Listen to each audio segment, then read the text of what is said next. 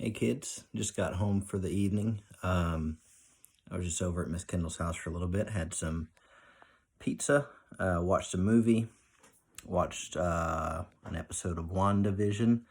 So yeah, that was a good evening.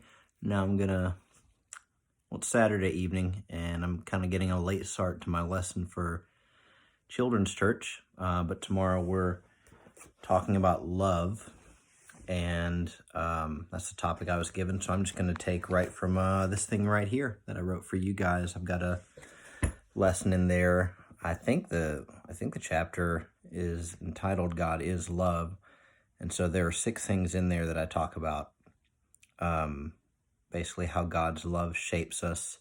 I always wish that we had another word in our language for love, because we talk about, we love ice cream, we love cake, we love sports, but we also love, I love you guys, I love Miss Kendall, I love my mom, and so I certainly love you guys more than ice cream. Well, I guess it depends on no, definitely every flavor. I love you guys more than every flavor, but there are just levels to it.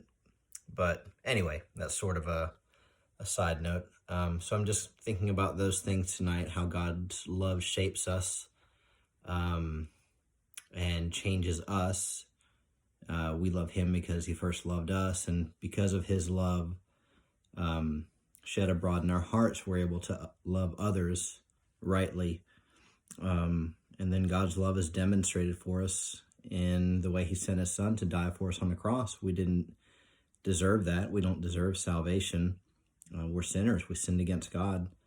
But, he didn't just abandon us. He didn't just send us to hell like we deserve. He made a way for us to know him, and he didn't just forgive us, because we can be forgiven and then go out and sin again, and we're still in trouble. But he cleanses us from that sin, and he views us as being clean as Jesus even, because we are clothed with the righteousness of Jesus. But even more than that, we're adopted into his family. So we're not saved, just to escape judgment, but we're saved so we can know the Father and have a relationship with him.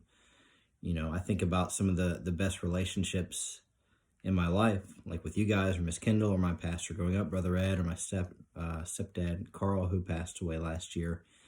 Those are just such sweet relationships.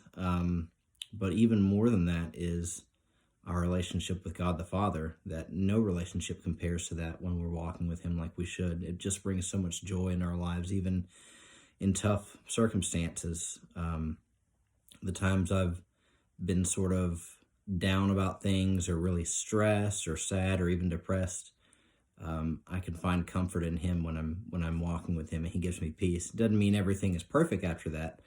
It doesn't mean that he may not always calm the storm, but he can calm us in the midst of the storm, if that makes sense. So anyway, I just wanted to check in with you guys and just make a quick video before I start working on this lesson. Love you guys. You're on my mind, and I hope we get to be with each other soon.